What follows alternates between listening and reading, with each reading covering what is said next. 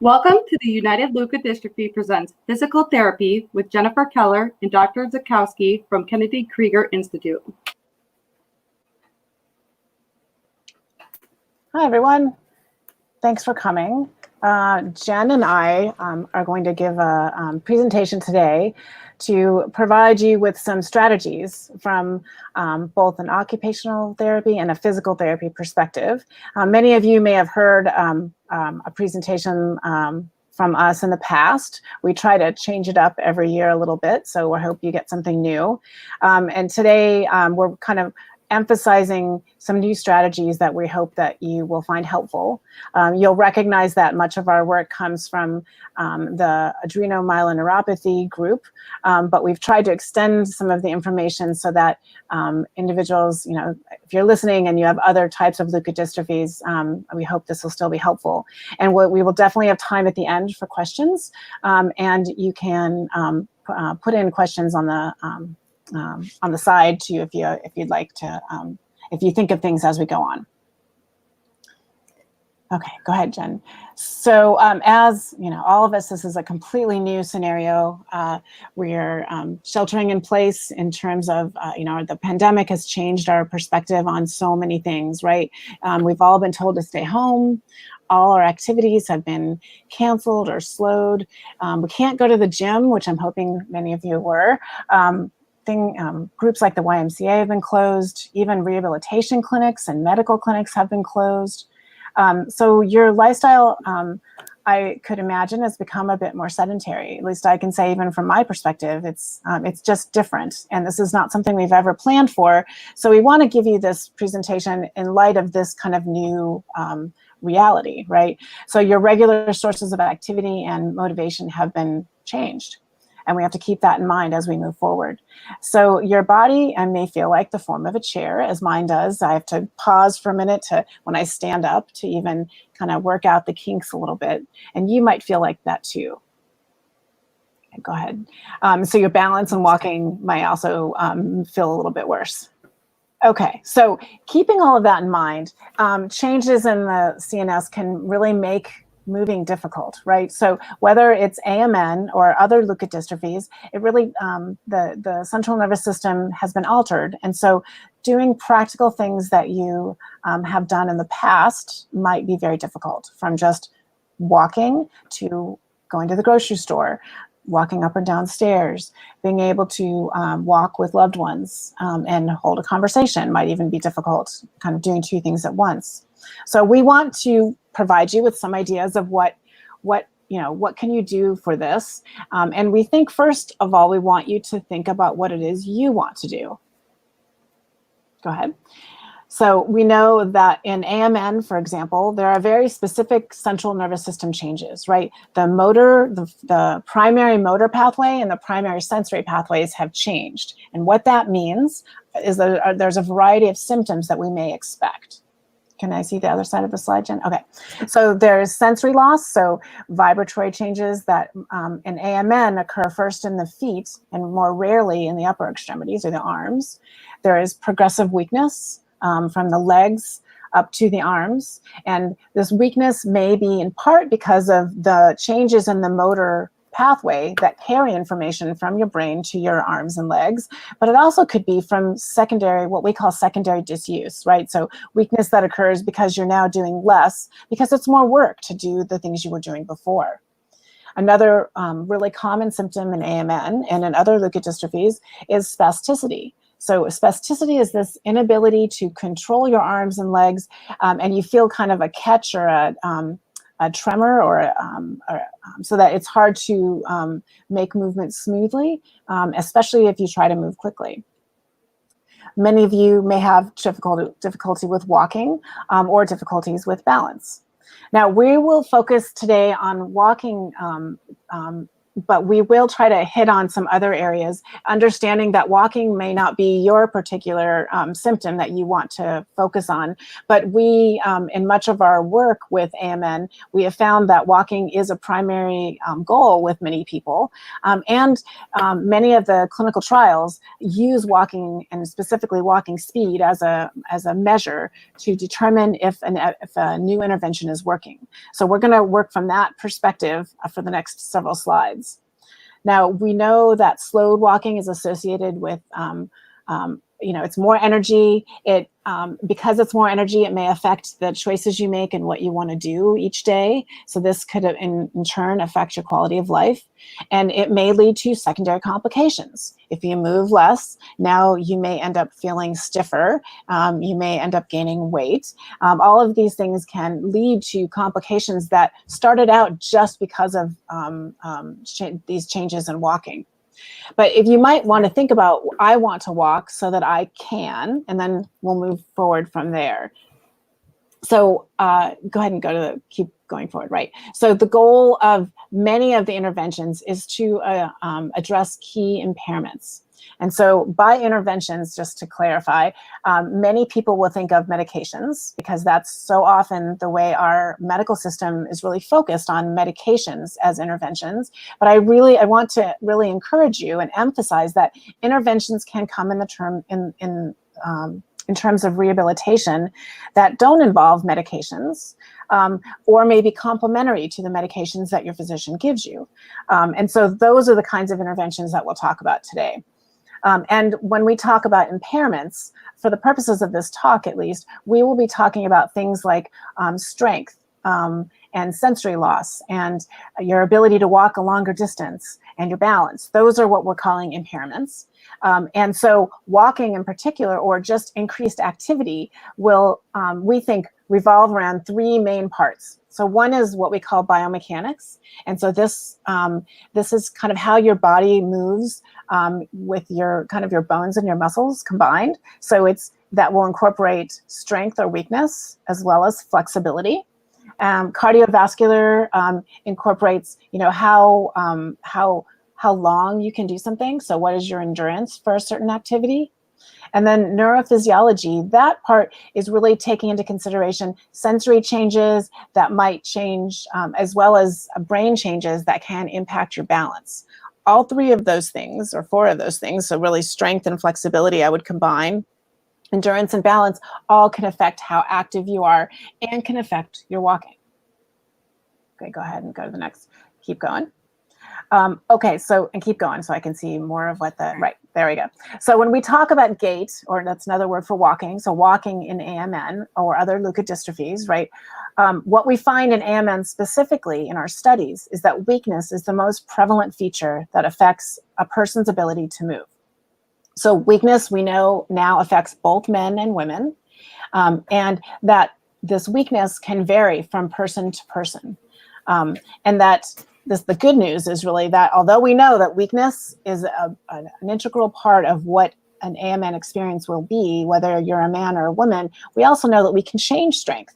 And we've shown this in a study, and we'll show you some data as we move forward. But if strength is changeable, then we were hoping, and we found, that walking is also changeable. Okay, go ahead. So how do we know this? Let me show you a little bit more about the studies that we are referring to here. You can go one more click forward so I can see that. There we go.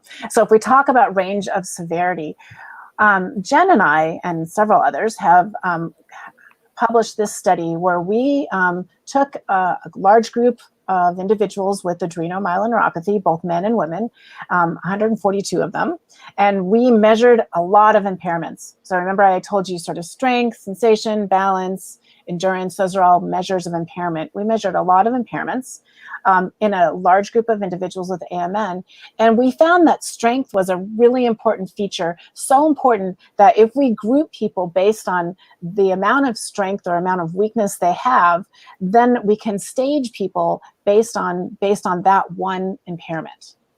So go ahead and And this, I'm going to show you here. So this is the data. If you look on the bottom, you'll see these are the different groups. So we had what's called a control group, or just individuals that don't have AMN, but are age and gender matched to the people with AMN.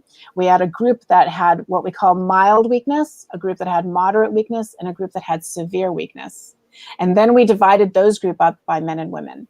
And what you will see is that, I guess I can't show you because I can't use my cursor, but that weakness goes down as you get to the more severe groups. Now this is because this is how we've chosen to stage this, right? We've chosen weakness, and we found that there are specific groups of individuals that have this different amount of strength or weakness.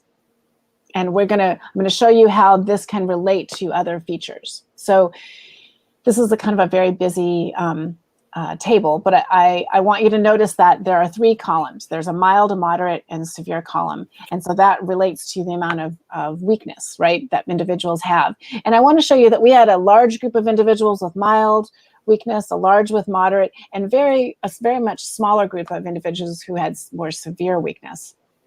And I will show you that many of the people that were in all 3 of these groups used a walking device or didn't walk very much.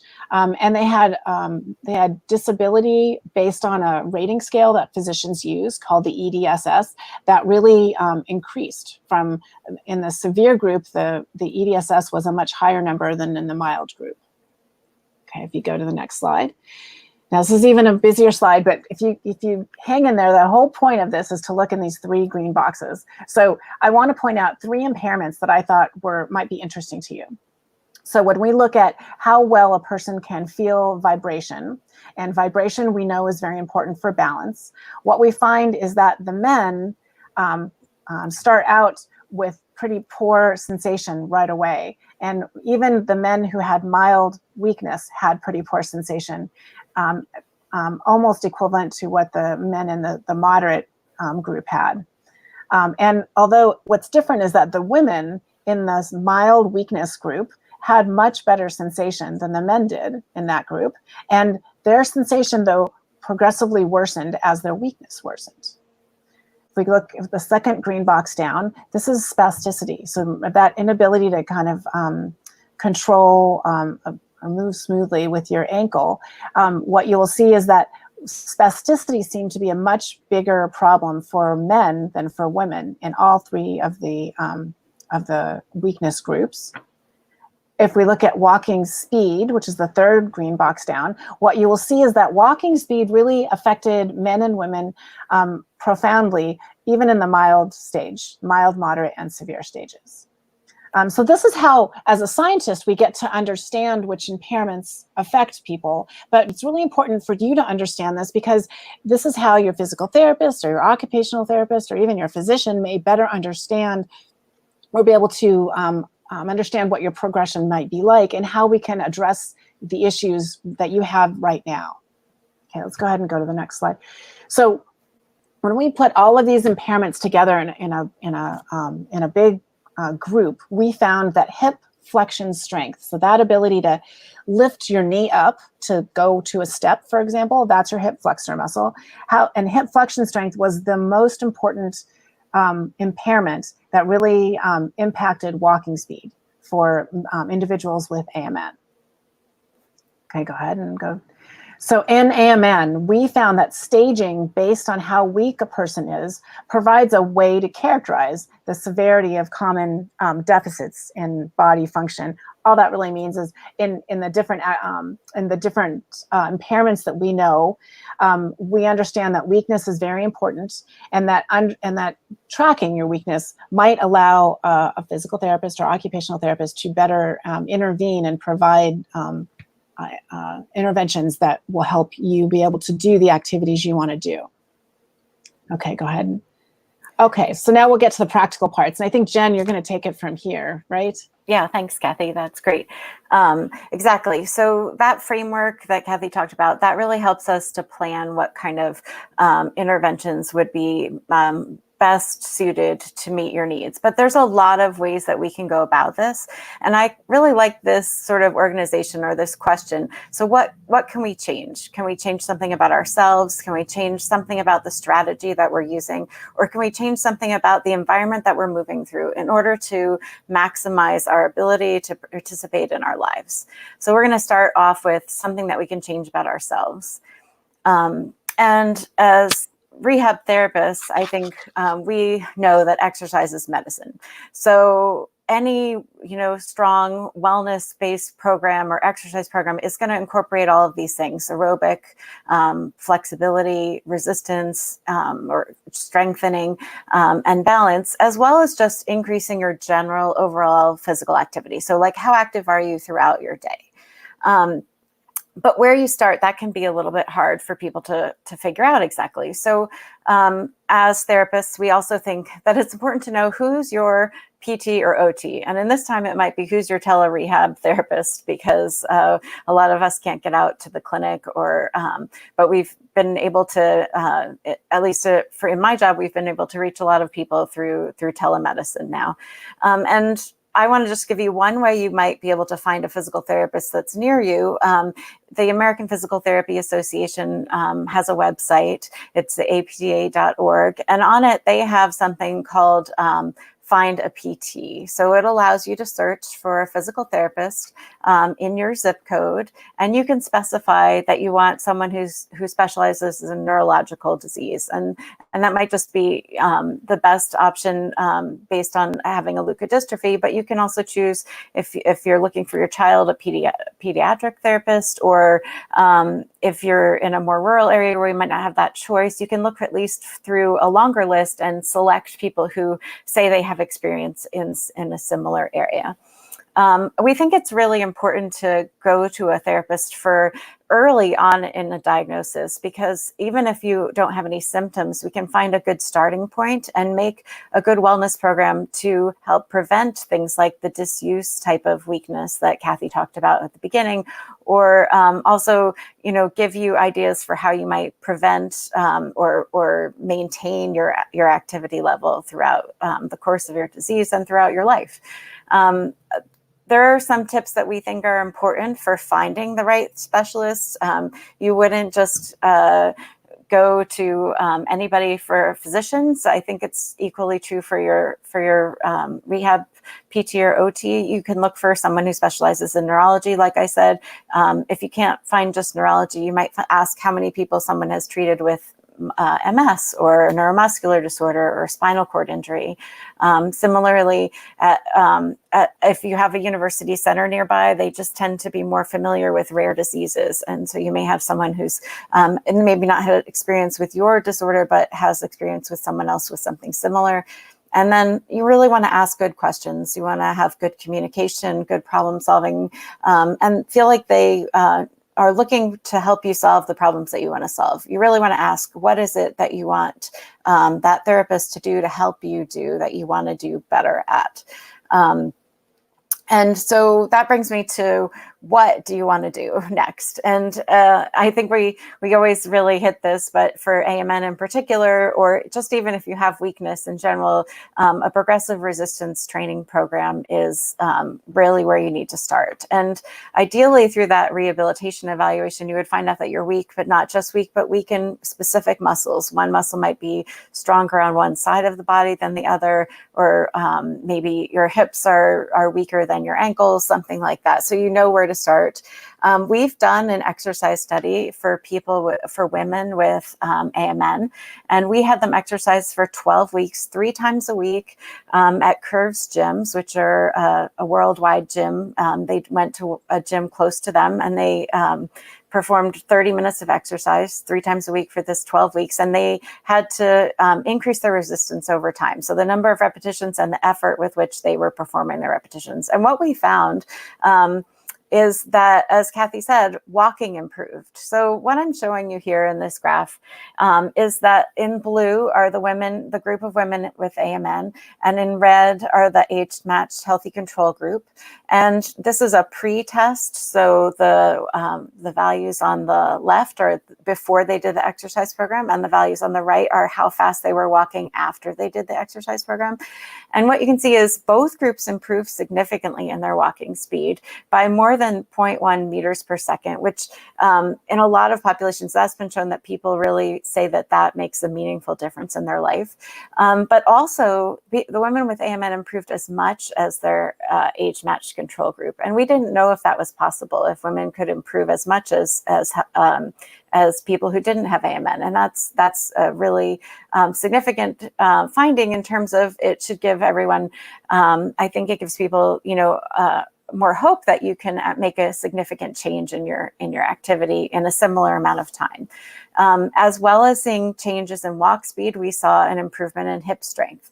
And we were hoping for that as well, because even though this exercise program is more of a general cardiovascular program that allows you to do strength training, it didn't necessarily specifically focus on the hip flexors, but we know that the hip flexors are very important in AMN. So it was good to see similarly that the AMN group had a significant increase in their strength, which is about here only about 2 pounds, but it went along with having this improvement in their walking speed. So how do you do a resistance training program? So Kathy talked about this mild, moderate, and severe grouping. And maybe you've had your physician or your therapist test your strength, where they push down on your leg and see how strong you are. And that's usually done on a rating scale. So we say a 5 out of 5 is full strength. A 3 out of 5 means you can move your leg against gravity, but you can't take any resistance. And maybe a 1 out of 5 is somewhere where your leg has to be supported on the mat table or on your bed, and you're just able to activate that muscle. You can make it contract, but you can't move your leg. So this is one way that you might think about grouping where along a spectrum you might be strength-wise. Of course, we like to use a dynamometer, which gives us a number in pounds of how strong someone is so that we can see a change. So what I'm going to show you in the next slide is how one way that we like to apply that strength framework for looking at AMN. So one way that you might do this is it's pretty easy to set up even for yourself. Measure out 25 feet and walk as fast as you can and see how long it takes you. And here I'm just showing you 2 individuals, a man in blue and a woman in orange, who could complete this walk in 5.5 seconds or just about, which is pretty close to expectations. Some people can do it a little bit faster than that without who don't have any symptoms. And these if I do the calculation based on our framework that we designed, their hip flexor strength correlates with about 53 pounds of resistance for the man and 37 pounds of resistance for the woman.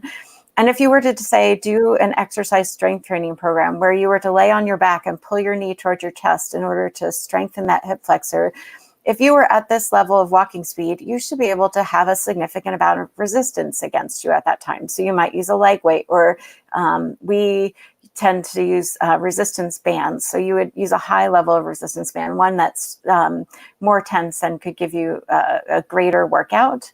If, however, you did this 25-foot walk test and it took you more like 8 to 10 seconds, we would estimate that your hip strength is around 25 to 35 pounds. And you might want to start at more of a lower resistance level. So you might be able to lay on your back and pull your leg towards your chest, but you might have to use a lighter weight band or not as many bands to resist. And I'll talk about this a little bit more as we go forward.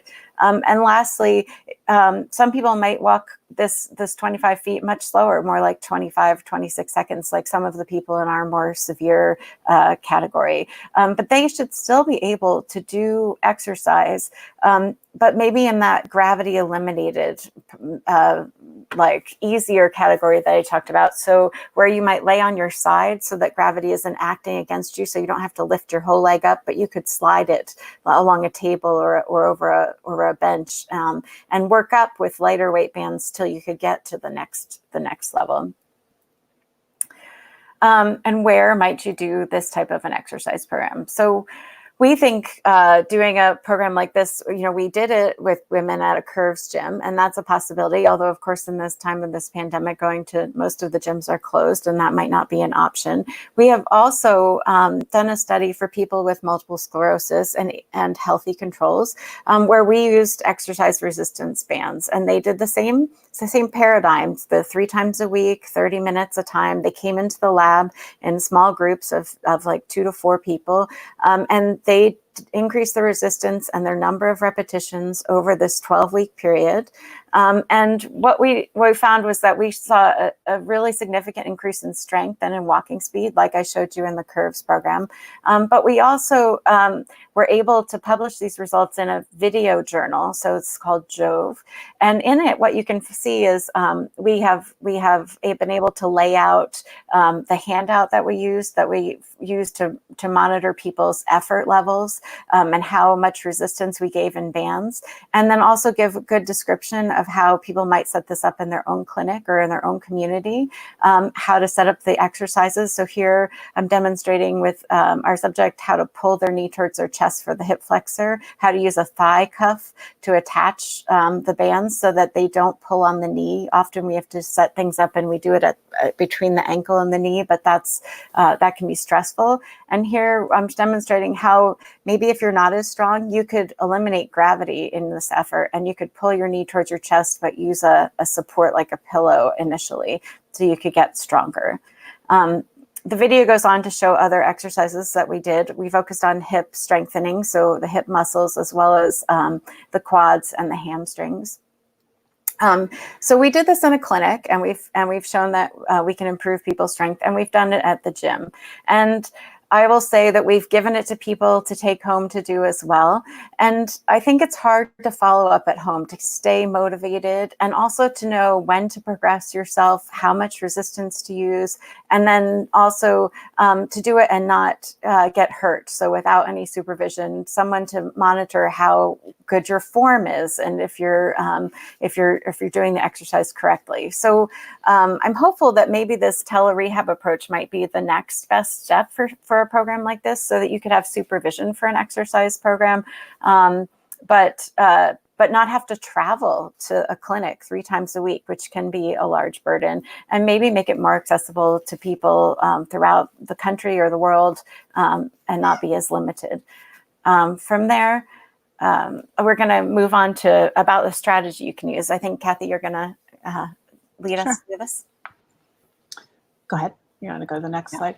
Okay, so I think we're gonna talk about strategies that you can use, and we've been really harping on this idea of weakness as a really important component that you need to address. And I'm gonna try to work in a few answers to the questions I'm seeing on the side.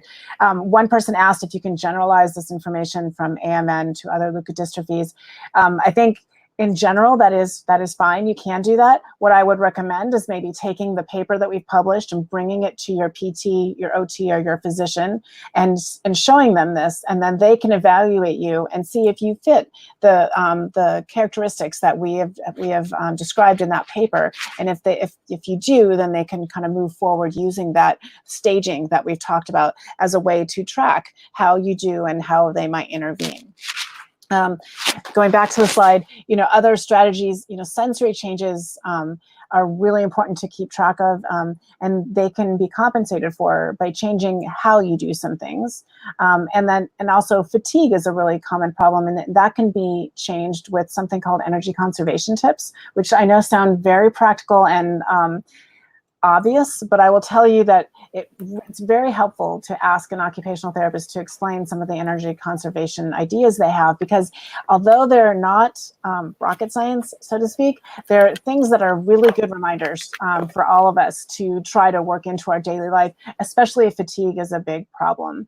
And then, of course, fall prevention is very, very important to keep track of, and try to figure out why you're falling and what are some things you can do to modify your situation so that you have a lowered risk of falling, because we don't want you to get hurt, right, or hit your head if you fall.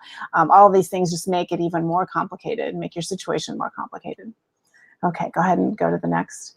So we did an exercise intervention, and we targeted hip strength.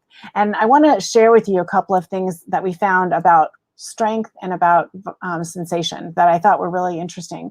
One, we found, this isn't, this might be obvious to you, that strength worsens with age, right? And what you can see on this left graph, if you look on the x-axis, that's age, so age gets older. And then on the y-axis of that left graph, you can see that that's strength. And so what we're showing is that the open circles are the people that don't have AMN, and the black circles are people that do have AMN, and that in the early ages, around 40 years of age, you can see big differences in strength between those individuals with AMN and controls.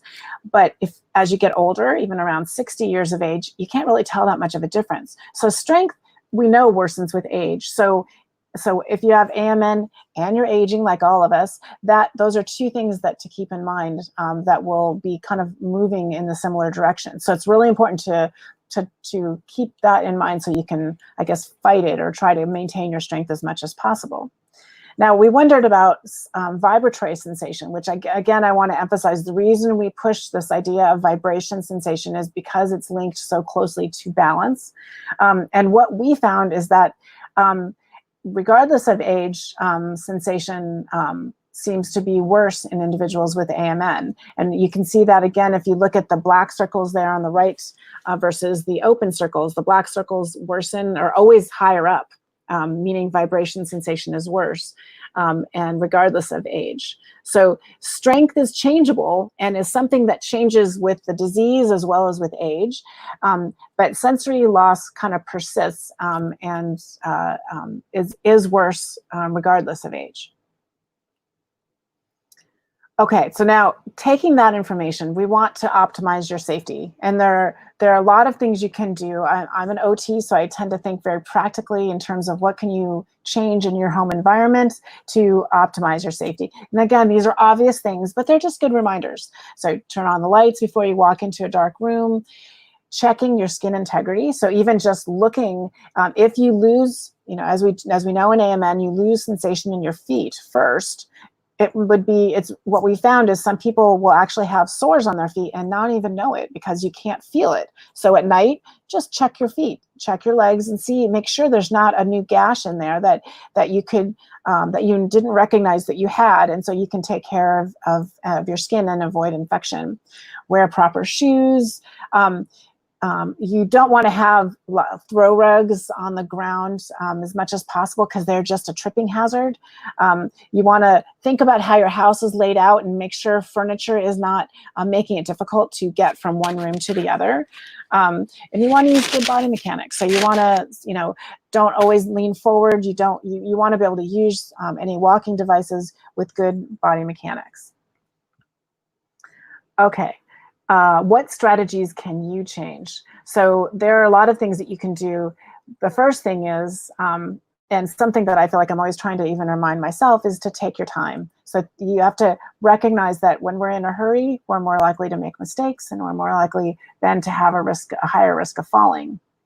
Simplify the movements you're doing. So for example, if you're going to cook a big meal, maybe you could organize things. So simplify the tasks. So you do some of the hard things first, you take a break, and then you do some of the more, the simpler things after that. A biomechanics strategy you can use, just even when you're standing, stand up, wait a few seconds to ensure that your base of support and you're feeling stable. And once you're stable, then you can take a step forward. Do one thing at a time. So I know this idea of multitasking is very compelling, right? We get more done. It allows us the idea to be done with some of our tasks. But the more that we try to do multiple things at once, the higher risk of falling again. So try to decrease it to one thing at a time. I can tell you that evidence has shown that our brain can't really multitask. What your brain does is it goes from one task to the other and goes back and forth to try to fill in the gaps. But your brain can really only attend to one thing at a time. So we should be practicing that. Now if you could go to the right side, just make sure that give yourself permission to accept help. And that people, if you want people ask you if they can help, think about ways they can help you in order to give you a little bit more time to do something, or a little bit more energy, because you didn't have to do all of the parts of it. Okay, go ahead. All right, what can we change about our environment? I think Jen, you and I are going to go back and forth for these. So go ahead to the next slide. Go ahead, I think you're first. Okay, so I think especially in this time, personally, I've now been working at home a lot more, and I don't have the same desk chair. So I think trying to make sure that you have good posture so that you don't end up with maybe shoulder pain from having your hands too high on the computer, or if you find that you lean on furniture when you're standing, say when you're cooking in the kitchen, maybe you tend to shift your weight to one side, and so you're getting one side to be stronger and the other side may be getting weaker. You may be developing different faults that lead you possibly to trip over your toes a little bit more often. There are things that you can do about your environment to adjust for these things. And other things that would be important is, even if you have a care partner and your care partner may be struggling to help you out of a chair or help you to get from a chair to bed, are there ways that you can set up your environment so that it's safe, so that you can avoid falls? Okay, so things that are really important is to set up your environment, right? So even your posture as you're doing these very practical tasks are really important. So for example, sleep, we all sleep, but having the right alignment as you sleep will, turns out you'll have better rest and you won't have as much pain or stiffness in the morning. So make sure, as you can see in the picture, have a pillow for your head, but not too tall of a pillow, right? Because you don't want your head to be facing upward. You want your head to be really along that horizontal plane like the picture's showing. Make sure that your bed has the right amount of stiffness so that your spine is kind of horizontal as well as you lay on your side or even lay on your back.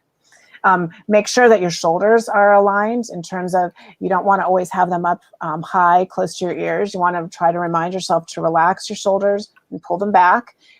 Make sure that your neck alignment is good. So many times I see patients who, when it gets hard to move, you start leading with your head, and then you look in a mirror, and if you show them, they'll say, "Oh, I didn't know that I had my head up, or I had my neck in a really strange position because I was straining to do things." Take time again to have the proper alignment. Start from a really good base, and that should help you in moving. But if we can slow things down and move a little bit slower. Okay, and go ahead, Jen. So I think along those same lines is just how important it is to maintain your range of motion, which comes from being flexible or stretching. So, side bending for your neck, if your neck gets stiff, just simple, range of motion for your neck is important. You can work on your back alignment. So, sometimes when we had a diagnosis or we just are getting older, we stop getting on and off the floor as much. Sometimes just laying on your back on a hard surface is a good way to work on your back range of motion so that you can have a nice upright posture. Two very common things for our AMN population are having a tight hip flexor. So while we really want to strengthen those hip flexors in order to walk faster, if you spend a lot of time in sitting, they can also get tight. So in this picture here, you're actually stretching the one that's down over the end of the bed in order to stretch out the front of the hip, because you need to have enough range of motion to be able to take a step forward and have the other limb sort of trail behind you. Otherwise, you would take kind of short steps. Another very common complaint that we hear is foot pain under the foot, and that can be from plantar fascia pain, typically maybe runners would get, but it can also be from spasticity, and it can be from reduced range of motion or from weakness in the lower leg. And some of these can be simply addressed by stretching that we would do for this kind of an injury or a pain. You can stretch your heel cord and then doing some plantar fascia stretching. But other times what we really need are some sort of orthotic or brace support. So simply having a really good, if you have a change in your foot position, say you have a really high arch, it can be supported by an orthotic that you can slide in your shoe. And that can give you a better starting point for walking. And then if you're having trouble clearing your toe because of lack of range of motion, you can use a brace similar to something like this, where it helps set your ankle at 90 degrees. So you can't point your foot as much, but it helps you clear your foot. You can also use a brace similar to this at night in order to stretch. You can add straps to the sides that can help you work on increasing your range of motion with time. Jen, do you want to comment? There was a question about casting for immobilization. Maybe this would give you Sure. a good place to comment on that. Yeah, so I think when people lose a certain amount of range of motion, sometimes the simple things that we first try, like trying to stretch on your own, are not as effective, because in order to actually lengthen a muscle, it requires prolonged stretching. And typically we only stretch for about 30 seconds at a time. Maybe we can use a brace like this overnight, but sometimes that also cannot hold us in a good position. So an alternative might be something like in conjunction with your physician using a medication. We would often do something called serial casting. So we would cast someone with their foot with as much range of motion as they can tolerate, maybe just to back off a little bit for a week at a time.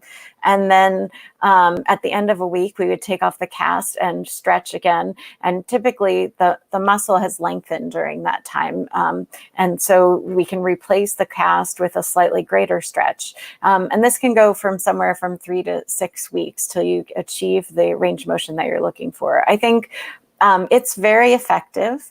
It's just some things that you have to consider, and it's worth discussing with your physician, because some of the issues with it are that your muscle also gets weak when it's been in a cast for a long time. So when you return to trying to stand and walk again, you're going to need more rehab afterwards to regain that strength. And then there are other ways that you can try. So I think it depends on a lot of different factors, like how much spasticity you have, what the cause is of the reason for the loss of range of motion, because there are some places that will do what we do, kind of where we can split a cast in half, which would allow you to take it off in order to bathe, each day and then replace it. Or you can use a brace similar to this with different plastics that can make it harder or not. I guess the weakness with those things is that the more about you're able to move within a splint, the more you're at risk of having skin breakdown. And we really don't want to cause some sort of a wound or a problem if that's an issue. So I think it's a good question, and I think it's worth talking to a provider who does it frequently that can give the best input. Thanks, Kathy. No. Okay, keep on going so I can see. I can. Right. So sorry. So what can you change about your environment? So we all know that there's a lot of different assistive devices out there that we can use. And, starting with hiking sticks just to get people out more, working over uneven surfaces. You can use those inside too, with the tip that covers the point. There's a lot of walkers that you can choose from out there. I think this one, the Rollator walker, is very common.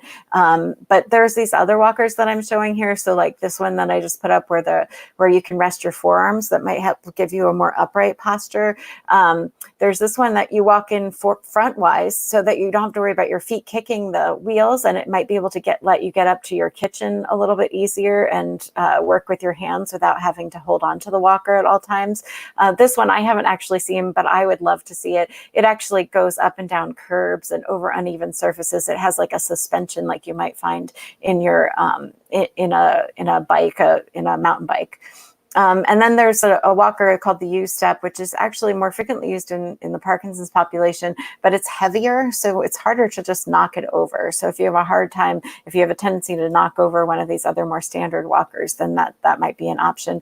And then lastly, there's your cane. And I famously learned from one of the people in one of our studies that your cane height should, if you are a golfer, be the same height as your putter if you were to turn it upside down. It's at least one good starting point, but there's a lot of cane options out there that you can choose from. And Jen, there's a question about for children, for like a 2-year-old, what kind of walking devices would they be similar? Because these are all showing adults. personally, but I know that all pediatric therapists have their sort of choice, and it does depend on the child and what the walking impairment is. We're much more commonly use these reverse walkers, we call them, or a posterior walker. And the nice thing about the ones for kids is that they allow some strapping to help with aligning the hips and the pelvis, and they usually have more attachments. If there's problems with like scissoring when walking, we can do a lot of other things. They also come in fun, cool colors, which I think should happen for adults as well. But for kids, there's a little bit more variety. So you can have ones, those also are nice because you can set them that they don't roll backwards on a child. So it helps them move forwards. The other thing that's kind of a nice thing to get a really young child moving, there's a program out of Delaware, actually. Go Baby Go. Go Baby Go. Thank you, Kathy. Mm-hmm. And they offer ways to modify common toys that kids might ride on, toys and things, to give kids more accessibility to their environment. And what they actually do is just provide you the way to go about doing it yourself and building it yourself. So that might just be another option too, of something to look into that makes mobility more fun for a child. Great. Okay. So making your home, I'm not going to belabor this too much because I feel like I've talked about it a lot and there's a lot of questions waiting for us, but I will tell you, it's really important to pick the chair that you will be going into. So if, for example, there's this nice comforter, really comfortable chair, but it happens to be very low, which does happen in many of the really soft, cushy couches, that's going to be really hard to get out of. So either choose a different chair or be aware that that's going to be difficult to get out of, and make sure you have a strategy. Make sure there's someone there that can help you get up, or you can use a pillow behind you so you don't sit quite as far back. Again, being aware of the situation and trying to plan ahead can make your environment safer for you and for the people around you. Falling is such an important thing. So you want to make sure that you don't put wires across the floor. You want to make sure that you look on the ground and make sure there's no water on the ground, because you can slip so easily. Again, taking away those throw rugs that you can just trip on so easily. I've even had some people who really didn't want to get rid of their rugs, and they used double-sided tape to make sure that the rugs didn't roll up, because you know how they kind of roll up in the corners sometimes. That could help. So in terms of just looking around your home, thinking about it consciously, what are some ways that I can make this environment safer? Can I put grab bars along my hallway so that if my walker doesn't fit, because it's such a narrow hallway, at least I have something to hold on to. In my bathroom, the most dangerous room in the house, I say, because there's water, everything, all the surfaces typically are very hard. You're not usually wearing a lot of clothing, so getting help can be a little bit embarrassing. Make sure there are grab bars there. Make sure you have a grab bar for your toilet. Maybe even have a bathtub seat so you can sit down and bathe instead of wearing yourself out, just so that you can have a shower while standing. Okay, go ahead. That I could go on and on, but I feel like just look at your home and try to think about ways that you could avoid falling. What are some things that you could do simply? Now, I think a main message that we want to get across here is that we want everyone to be able to exercise. I saw that one question came through, what are some ways to exercise if the disease is progressing? And so, so physical therapists and occupational therapists can kind of help adapt some of the ways that you exercise so that anybody at any stage can get some exercise. But it's really important. We think of this more with children, but I think even with adults, the way you stick with things is if you're enjoying it. So exercise needs to be fun at any age, at any stage of a disease, at any level of disability. Try to increase your activity, but keep in mind that we want to keep it fun so that you want to keep doing it. And our summary, so we really think that exercise is medicine. So we're not saying go off medications that your physicians have prescribed for you, but we are saying see if your exercise can be done in conjunction with that intervention. So you take your medications, but see exercise as a very specific way of improving your function. One way to do that is to identify who your rehab specialist is. So Is it a PT? Is it an OT? Is it your physician? Is it a nurse that's near? Identify who in your area can be your best rehabilitation specialist. Identify what your limitations are. Are there sensory changes that you're experiencing? What muscles are weak? And which ones have maintained some strength? What is your mobility status? Do you need a walking device? Do you need a walking device just to exercise, but you don't really want to use one throughout your day? Or do you need a walking device all the time to maintain your energy? Really important to individualize your program. Now, we have been talking pretty extensivly about AMN walking rehabilitation and really focusing on our study that showed that strengthening exercise were overridingly the most important element to improving walking for someone with AMN.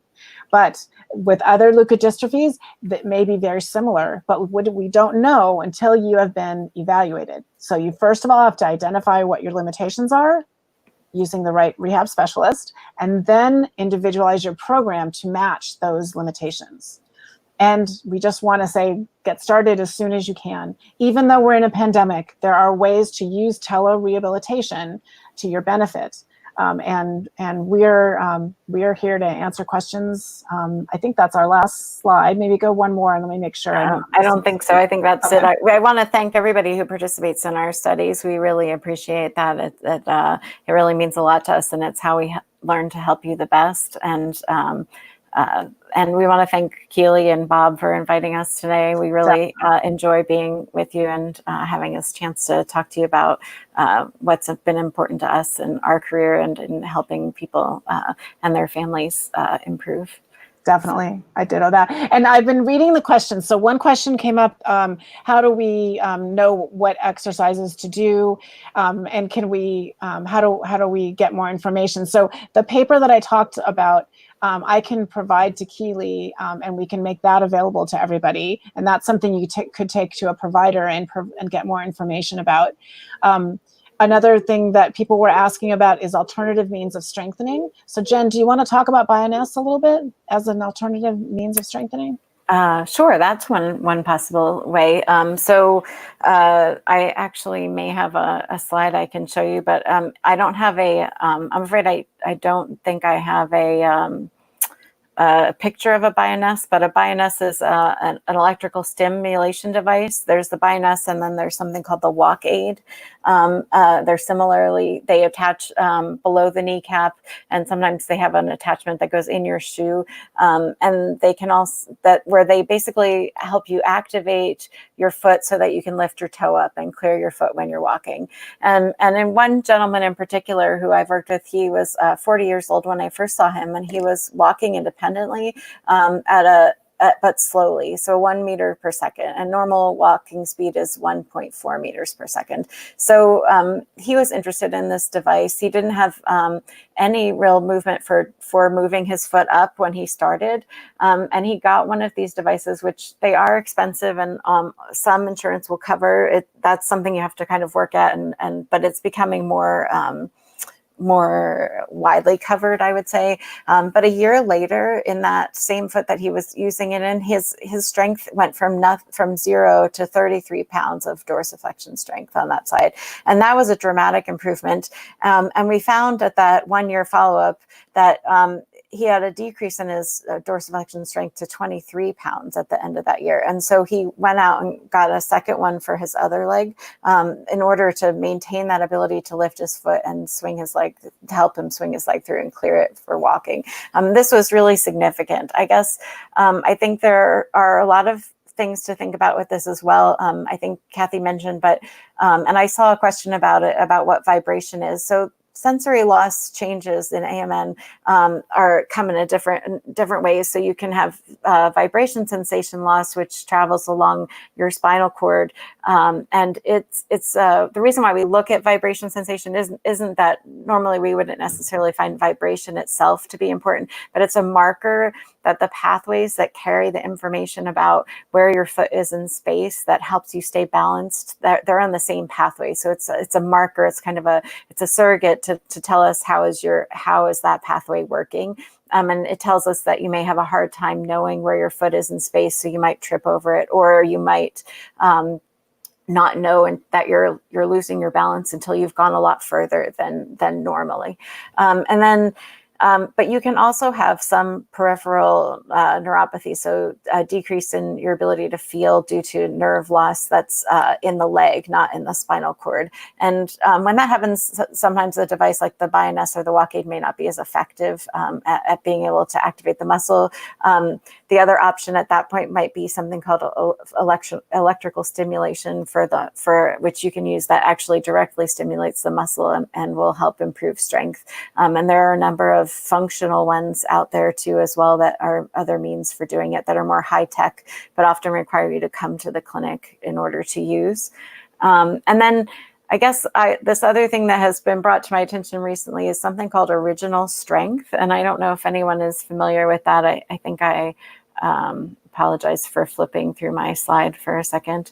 But this gentleman has designed this program that is for the general community that is about using movements that we do every day and that we did as we were learning and growing and learning to move, and using those in a repetitive motion in order to get stronger. So I often recommend people do you just use your everyday activity to get stronger. And this is basically sort of what he's advocating for. So we can do that too, whether we don't have any signs of weakness or sensory changes, or we do. So I think it's a matter of using something that you can do now and repeating it and maybe making it a little more challenging. So just try taking 3 minutes and rolling to your side in the bed and rolling back to your back and rolling to one side and rolling back to your back. You'll be surprised how much you have to use your core muscles, how much you have to coordinate your arm and your leg movement. And if you're paying good attention to your body mechanics and your form, you might find that you tend to let your head lag when you're going, and maybe that's a cause of some neck discomfort, and maybe you can start paying better attention to the way you move. You can also use rolling or coming from laying down to coming up to sitting. That makes you use your abdominal muscles even more. And then going back down, it makes you use your legs to lift your leg muscles, your muscles to lift your legs back into bed. That can be 70 pounds of effort that it takes to lift your legs. So maybe doing that, maybe with a little bit of assistance, repeating that over and over again, see how many you can do in a minute, and then work from there and try and increase that, either by lengthening the amount of time that you take, and you do it for 5 minutes and you just kind of space it out. So you're doing them with a little bit of a break in between, or maybe you try something like, I like to do sit to stand. If you just try going from sitting to standing as many times as you can in a minute or in 3 minutes, one way you can make that more challenging or easier or harder. So easier would be, say, doing it from your bed, which is a higher surface. It's easier to stand up from there, and then slowly lowering that surface. So one device that we use in the lab a lot actually is your bath chair, because it's really easy to lower that by an inch at a time by just adjusting those legs. So you can start up really high, and then once you get good at the, say, 22-inch height, you can lower it another inch and then start doing sit to stand from there. It's simple and it's easy, and you can do it every day at home. So that's just one suggestion. Another thing that came up that I think maybe we could talk about is, how do you get a physical therapist, for example, who comes into the home? How do you get them to stay for longer? They tend to come for only a couple of weeks and then they leave. So are there strategies that I can think of some things, Jen, but why don't you start, and then I'll add if you haven't thought of the things I can think of. I think that there's a number of things to consider. So one is, so as therapists, we have to try and help you reach a goal, and we can't just always work with you just to, we can work to help maintain things so that you're not losing skills. That's something that's becoming more widely acceptable for insurance coverage to cover that. But at the same time, it has to be something that you can't do yourself, or your caregiver, or someone can't help you with at that time. So that's one thing. So one thing to think about, I always think, is you need to figure out what what goals it is that you have. I mean, maybe you need to change your goals and think about something slightly different that you want to work towards. You may have to work on getting a little bit more creative about, those incremental changes that you're looking for, so that people, have something to work towards. So that that's one way, I think. Maybe also asking to spread that therapy out. So rather than getting 3 times a week of therapy at the beginning, maybe you ask instead, I would rather just spread this out to once a week over 6 weeks rather than 3 times a week for 2 weeks. And then, so home care is also different, and there's a lot of different, models. I mean, now with telerehab, you may actually be able to get what would be considered outpatient therapy in your home through telemedicine. That means that the person wouldn't come to your home, but they can give you through, a web-based program, a way to do exercise and help you do that through supervision in that manner. Right. I was thinking the big thing is I think you have to communicate and find a therapist that is interested in doing this and interested in and understands your rationale for why you want this therapy to stay much longer. And because I think that sort of working together is really important. I think we have to stop too. I think we're already at the end in a of our minute. time. Yeah. So there are several other questions. This is, I think if the ULF wants us to have another session at some point where we can answer more questions, that would be fine. But I really appreciate you joining us and listening. And I've written down these comments, so I'm hoping we can get to them in the future. And if anybody, if you want to reach out to Keely and she wants and have your questions sent on to us, Right. we would be happy to answer them directly. That would work as well. Thank you very much. Thank you.